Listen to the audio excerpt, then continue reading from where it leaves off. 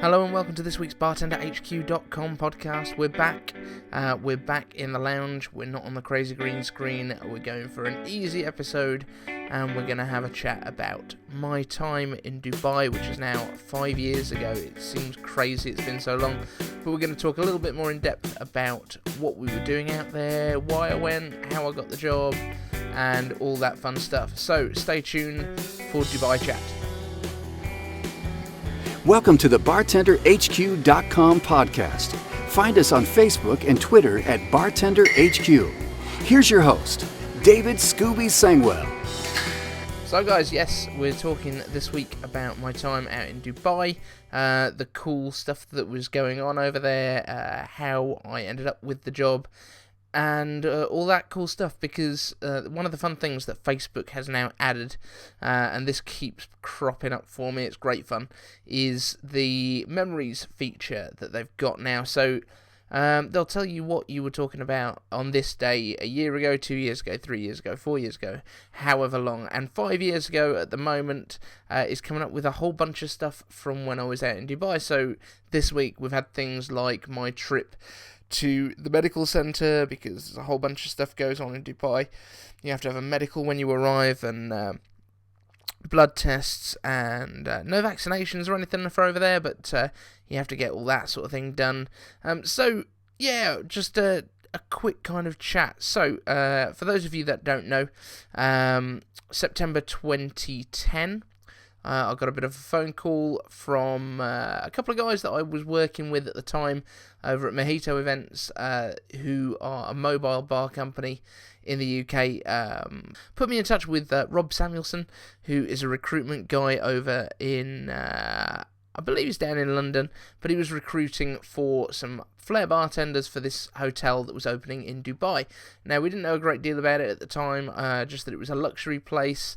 It was going to be on the Palm, and this is kind of in the early days of the Palm. I think it's a lot more developed now, but when we were over there, we were the first bar and the first hotel to open up on the crescent of the Palm, so kind of around the outside there, on the outside, so not on the main trunk of the Palm or on the fronds that go up it, but on that big kind of circle that goes around the outside of it. We were on the west side of the Palm, and the hotel was the one and only The Palm. Now, One and Only is a hotel group owned by Kerzner International. They've got Sun City down in South Africa, and they've got a whole bunch of different One and Only resorts all over the world, and they are absolutely stunning hotels. They're very expensive, they're very exclusive boutique hotels. It's not the kind of place that you're going to book on a bit of a whim. It is very much the top end of the market. I mean, I would say the Burj Al Arab, which is the big kind of sail-shaped hotel in Dubai, we're kind of on a level with that, maybe even a little bit more premium, although they bill themselves as being a 7-star, which they kind of made up. And we were billed as a 5-star, which is kind of as good as you can actually get. So I basically had a few different conversations on the phone, spoke to Rob, spoke to a few of the guys actually out in Dubai. I believe I spoke to the HR director on the phone. And we had a few conversations, and this is while I was working at TGI Fridays in Birmingham, going through my last bartender challenge that I ended up doing with them, which I believe was up in Manchester, and I did my blindfolded Flair routine, all that kind of stuff. So, good times, and I was busy at the time, keep working, but an opportunity like this that comes up, you don't kind of say no to that. So, it turned out I was scheduled to leave the UK on Halloween 2010 and arrive in Dubai on the morning of the 1st of November. I headed down to the airport, got all checked in, all my bags and everything, and then my flight, because it was a 2-part flight, one part of the flight got cancelled, so I had to hang around at the airport. We got rescheduled. I ended up on a direct flight and flying with Emirates, which was very, very nice, as you can imagine. It's a lovely airline to fly with, but caused a bit of an issue because Emirates flies into a completely different terminal at Dubai Airport. Now, I didn't know this at the time, But the guy that I was supposed to be meeting at the other end didn't know either, and he was waiting for me at one terminal. I landed at another, and obviously we therefore didn't meet up. So I jumped in a taxi down to the Royal Mirage, which is the other one and only resorts hotel there in Dubai. It was not one of the taxis I should have jumped in. It was a kind of a private hire car, whereas the taxis in Dubai, which are incredibly cheap, it probably would have cost me about 20 dirhams to get myself over to the hotel in one of the legit kind of yellow taxis with the different coloured roofs. But I got into this lovely private hire thing, and I think it cost me about 300 dirhams, which is about £50. Far more than I should have been paying, but still I got there and worse things have happened. So get down to the Royal Mirage. They kind of call the guy that's supposed to be meeting me at the airport. He comes back and takes us over to the apartments that we are stopping in. So we were in Discovery Gardens area of Dubai, which is very, very nice. The hotel, I think, had rented a whole bunch of the apartments there. And it's about 30 minutes away from the hotel that we were working at. So not too far, within about 20 minutes walk of one of the shopping malls, which was the Ibn Battuta Mall. So we were able to walk down through the estate and get to there, or there was the shuttle bus that came every 90 minutes or so around the estate to take staff up to the hotels. Really cool place, very hot, very much like the rest of Dubai. It wasn't really finished, so there were communal pools throughout the estate that were kind of for the residents to use. Not one of them had any water in it though, unfortunately, which made them a little bit less useful for us. But we kind of occupied ourselves with flipping bottles and keeping ourselves busy.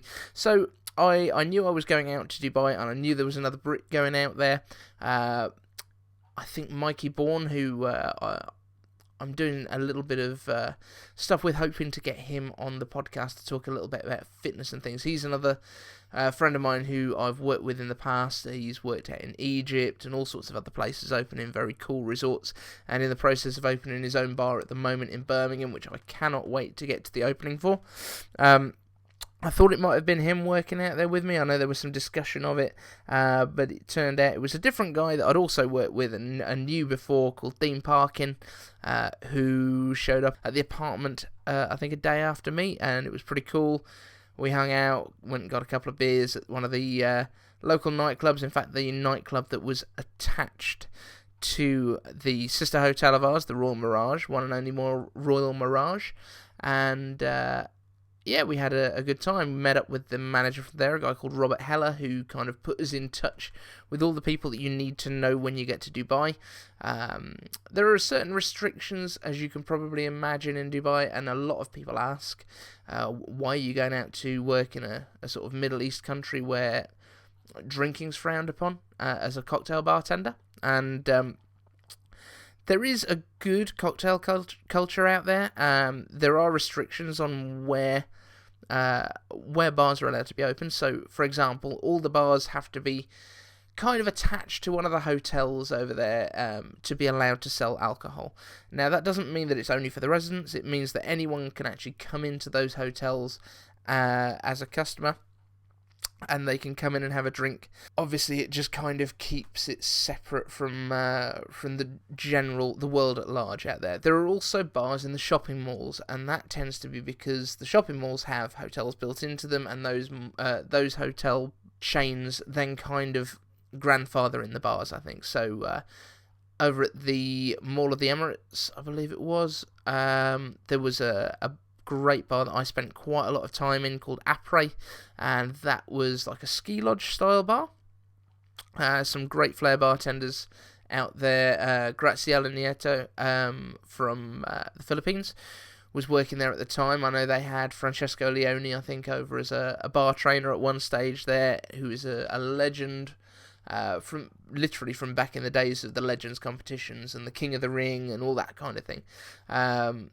So she'd learnt from him and herself, and I believe Vanessa Estremos both entered and done quite well with the Bacardi Legacy competitions as well. So, you know, it was a really kind of nice cocktail cocktail program they'd got going on there, especially for the time back in 2010. So not quite as developed, if you like, as it is now. At our bar, though, we were there to open the one and only the Palm in Dubai, which had a number of bars. All of the food and beverage operation was overseen by the Yannick and Leno group. So he's a 3 Michelin star chef from Paris. Le Maurice in Paris is his sort of flagship restaurant. And we had the Stay restaurant, which was our fine dining restaurant. We had the Zest restaurant, which was our all-day dining. There was a lounge bar in the reception area, which served the classics. And we also had the one and only 101 Marina Bar, which was the bar that myself and Dean were based in, although we did have some input on the other bars. I'm not going to take all of the credit by any means for the cocktail menus and everything that was there. We worked alongside a consultant from Fling Consultancy called Andrew Mullins, who is an absolute legend in the bar industry. He's got his own bar out in Laos, I believe it is, and really, really superb guy. I cannot thank Andrew enough for what we learnt from him. We kind of worked with Andrew to kind of tailor the drinks. There's some restrictions to what you can get in Dubai. There's certainly nights that you're not allowed to sell alcohol and that kind of thing. So we worked on a whole bunch of different alcohol-free syrups and that kind of thing that we could use to customise drinks. We did a lovely welcome drink in the lounge bar for new guests arriving at the hotel, which was orange juice, mandarin, a spiced syrup that we made, which I have featured on the podcast in the past, and that's the same one that we used in the spiced sangria cocktail. So I'll include the recipe for that and the link to that in the show notes. With the different restaurants, we were able to do some really cool stuff. So the concept that was being used for the Zest restaurant was having each of the dishes 3 different ways, so Middle Eastern, Asian, or Western style, and we were able to create classic cocktail twists to match. So we'd do a margarita 3 ways, Middle Eastern, Asian, or Western. We did an old-fashioned 3 ways, I believe, a caipirinha, a gin and tonic with infused gins and that kind of thing. So that was really fun. And then we played around with some molecular stuff at 101. So our signature serves there was a 101 mojito, which was it was a Bacardi 8-year-old rum with freshly squeezed apple juice, and then that was topped with a mint lime sugar syrup. We turned this into a foam using xanthana and methyl cellulose, so we were using the El Bulli texturers to make this stable foam that would sit on top, and then charging those up in the ISI cream whippers that the chefs would be using as well for that kind of thing. So it was a really cool kind of experience to play around with some of the molecular stuff that I'd not touched in the past before that. We also had a verbena tea and peach foam, which we used for our signature Bellinis, and then we also used the 2 foams as well on top of alcohol-free drinks. So we did a virgin mojito called an innocent mojito and an innocent cosmopolitan. So our 101 cocktail menu was based on 4 exclusive marinas around the world. So there was one and only the Palm in Dubai, which was obviously our bar, Saint-Tropez in France, Capri in Italy, and Ibiza Magna in Spain. So we were able to play around with the different flavours from those different areas. So that was all cool. The team that we had 5 bartenders, including myself and Dean. The guys that we started off with, Vincent was one of our best friends after a little while of working with him. Superb guy. It goes by Sabertooth on Facebook at the moment. Adam Sakharov, who was a Russian guy that I was working with, had some good times with him over at Troika, which is a Russian bar over there in Dubai. Had some good nights out there. Tricking him into drinking American vodka without knowing it. And then Guru Prashnath, who is currently the head bartender at the High Ultra Lounge in Bangalore, doing absolutely superb. He's been featured on MTV while he was working towards the Bacardi legacy and all that kind of thing. He's doing an absolutely superb job, and just absolutely so proud to have worked with the guy. I know Dean goes out and works all over Europe at different bars around Zante. I think he was out all summer this year, along with a lot of the bartenders from Birmingham. So it's kind of a wicked melting pot of different bartenders from different places, and everyone kind of working together. We had a really, really cool time working out there in Dubai. But I mean, if you're looking to work in a bar like this, depending on where you're coming from in the world and your kind of level of experience already, it varies what the best way is to get into these things. So for me, I was kind of called up directly. I didn't actually make any of the moves to get over there. It was just kind of dropped in my lap, to be honest. You get a bit of a reputation, especially with the Flair side of things, and being a bartender that people trust.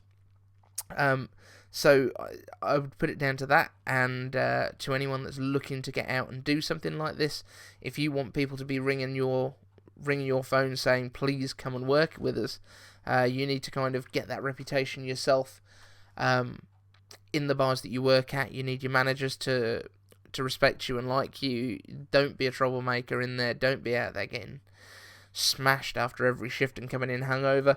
It doesn't help with these sorts of things. But if you're looking to get over to Dubai or another country like that to work, and you're currently I don't know, somewhere like India or Sri Lanka, where a lot of our bartenders were coming from, or Eastern Europe, there are recruitment companies that do this specifically, and they're there specifically to recruit people for these bars. I don't have any experience of that side of things, but all I can say is get experience, get working in the bars. If you have to start as a barback, start as a barback. It's not a problem. It's not something to be ashamed of. You need to get into those bars however you can, whether you come in as a waiter and just keep telling your managers, I want to be a bartender, I want to be a bartender. And when one of those spots comes open, if you've worked well as a waiter, if you've not messed around because you know that that's what you want to do, then guess who's going to be top of the list? You know, you can educate yourself. You can be asking the bartenders, if you're there working as a waiter or as a barback, you can be asking them all the way through, right, show me this, how do you make this, show me this technique. And the bartenders will show you. If they don't, they're dicks. Send them my way and get them to sort it out, because every bartender out there should be supporting other bartenders. We should all be working together to make this art form, this bartending art form that we all love so much, accessible to new people. It shouldn't be an exclusive club. It should be an inclusive thing where as many people as possible can gain this knowledge and get to the highest level. We should be fighting to get into these mixology competitions and Flair competitions, because there should be everyone wanting to get in there. So just do everything you can to increase your knowledge and improve your own personal knowledge, and that's the best possible thing that you can do to maximise your chances of getting a job like this. So what's the lifestyle like over there? It's pretty cool. You work hard, so you'll be working probably 6 days a week. That's what I was working, and most of those days were about 13-hour days when you take into account things like your transport. But that does give you a full day off every week to explore. It's very, very cheap to get around Dubai. If you jump on the Dubai Metro, you grab yourself a Knoll card, which is like an Oyster card, or basically a contactless card that you just tap yourself in and tap yourself out. Your individual journeys can cost a few dirhams, but they're capped, I think, at about 14 dirhams a day. So you can basically go anywhere you want that's served by this metro, or in fact by the buses as well, I believe, for like £3 a day. It's not expensive at all. So I would spend my days off going to the malls, just walking around with my earphones in, listening to audiobooks or a bit of music or whatever, jumping between different Wi-Fi hotspots so I could get the UK news and chat with my friends on FaceTime and talk to my parents and that kind of thing. So it was all good fun. There's coffee shops over there where you can grab free Wi-Fi, especially like the Costas and that kind of thing. A lot of the bars have got free Wi-Fi, and I'm sure it's even easier now to get on that sort of thing than it ever was before. The accommodations that you'll get you get placed into. If you're a manager level employee or higher, then you will probably get your own apartment.